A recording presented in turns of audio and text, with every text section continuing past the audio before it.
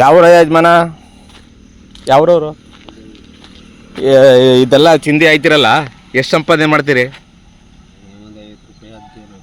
50 ರೂಪಾಯಿ ಸಿಗುತ್ತಾ? ಊರಲ್ಲೆಲ್ಲ ಎಲ್ಲೆಲ್ಲಿ ಪ್ಲಾಸ್ಟಿಕ್ ಬಿದ್ದಿರ್ತದೆ, ಎಲ್ಲಿ ಏನೇನು ಪೇಪರ್ ಹಾಕ್ತೀರಾ? ಪೇಪರ್ ಹಾಕ್ತೀರಾ? ಪ್ಲಾಸ್ಟಿಕ್ಕು, ಗಾಜಿನ ಬಾಟ್ಲು. ಡೈಲಿ ಒಂದು 50 ರೂಪಾಯಿ ಸಿಗುತ್ತಾ? ಡೈಲಿ 50 ರೂಪಾಯಿ ಜಾಸ್ತಿ ಆಯ್ತು, 300 ರೂಪಾಯಿ. 300 ರೂಪಾಯಿ ಸಂಪಾದನೆ ಮಾಡ್ತೀರಾ? ಯಾವ ಊರವ್ರು ನೀವು? ನಮ್ದು ಇದೆ ಮಳವಳ್ಳಿನಾ? ಎಲ್ಲಿ ನಿಮ್ಮ ಮನೆ? ಅನಿತಾ ಗಾರ್ಮೆಂಟ್ ಹಿಂಭಾಗ. ಹೌದಾ? ಸ್ವಂತ ಮನೆ ಇದೆಯಾ? ಸ್ವಂತ ಮನೆ. ಬಾಡಿಗೆ ಮನೆನಾ?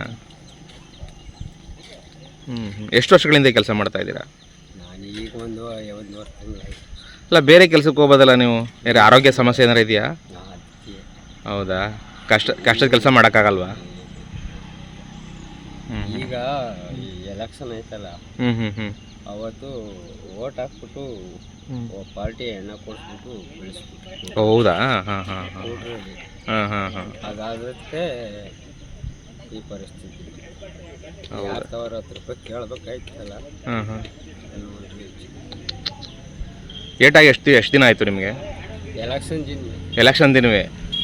ಅವಾಗಿಂದ ಈ ಕೆಲಸ ಮಾಡ್ತಿದ್ದೀರಾ? ಅದಾದಮೇಲೆ 2 ದಿವಸ ಮನೇಲಿದ್ದು. ಹಾಂ. ಹೆಂಡತಿ ಮಕ್ಳು ಏನಾರ ಇದ್ದಾರಾ? ಎಷ್ಟು ಜನ ಮಕ್ಕಳು?